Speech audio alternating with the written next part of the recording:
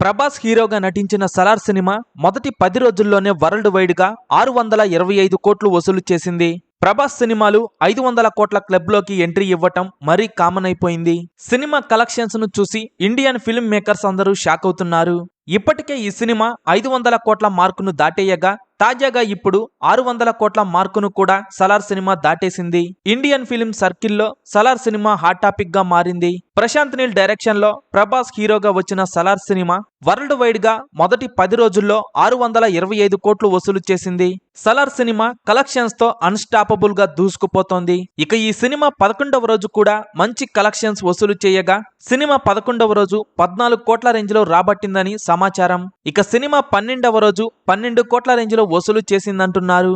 Salaar cinema మొదటి 12 రోజుల్లో 650 కోట్ల గ్రాస్ మార్క్ దాటేసింది.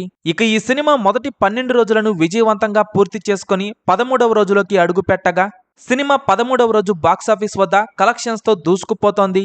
కాటేరమ్మ కొడుకు బాక్సాఫీస్ వద్ద సెన్సేషనల్ క్రియేట్ చేస్తున్నాడు.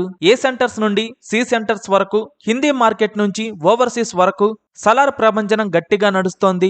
డార్లింగ్ ఫుల్ మాస్ అవతారాన్ని చూపించిన ఈ out and out action movie 700 కోట్ల గ్రాస్ మార్క్ దిశగా దూసుకుపోతోంది. బాహుబలి 2 తరువాత 600 కోట్ల క్లబ్ లో చేరిన ప్రభాస్ 3వ సినిమాగా రికార్డు క్రియేట్ చేసింది సలార్ సినిమా. ప్రభాస్ హీరోగా నటించిన సలార్ సినిమా లాంగ్ రన్ లో ఎన్ని కోట్లు వసూలు చేస్తుందని మీరనుకుంటున్నారో కింద కామెంట్స్ రూపంలో తెలియజేయండి.